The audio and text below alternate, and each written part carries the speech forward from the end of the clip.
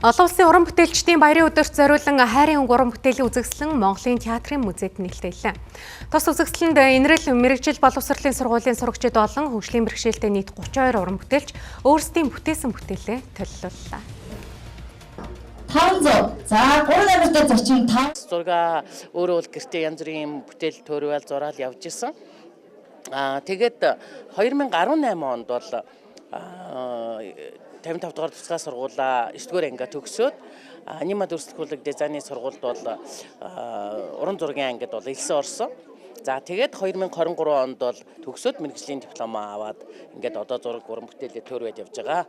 За миний хувьд болохоор яаж дэмжигдгөө гэхээр мэдээж одоо аутизмтай манай хүү маань тэгэхээр аутизмтай хүний хувьд бол бас тодорхой өөрийнх нь нэг чаддаг те эсвэл нэг авиастай дуртай зүйлээр нас дамжуулаад хөгжүүлэх гэсэн ийм байр сууриас бол хандж исэн учраас хүүгийнхаа тэр зургийг нь яаж хөгжүүлэх вэ гэдэг үүднээсээ мэргэжлийн багш тэгэл цаашлаад анима сургуулаа олж бас хүүхдэд танилцуулах тэгээд багш нар маань ч гэсэн сайхан хүлээж авсан. Тэгээд хүмүүс маань бол сургуульд ороод явсан да.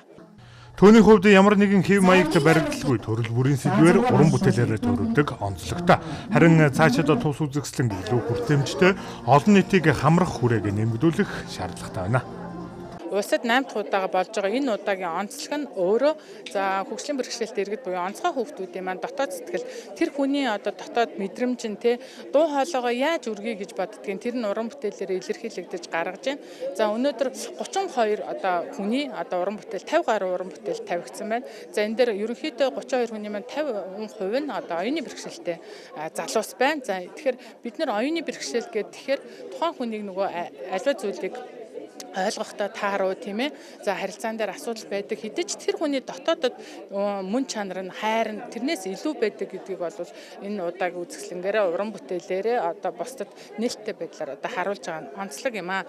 Урлаг соёлоор дамжуулан хөгжлийн бэрхшээлтэй хүний нийгмийн оролцоог нэмэгдүүлэх тэдний дуу хоолойг сонсох нь ардчилсан нийгмийн гол шинж чанар. Тэр ч утгаараа хөгжлийн бэрхшээлтэй болон аутизмын эмгэгтэй хүүхдэд өөрсдөө илэрхийлэх одоо мэдрэмжээ хуваалцах боломж олгох нь хамгийн чухал юм аа.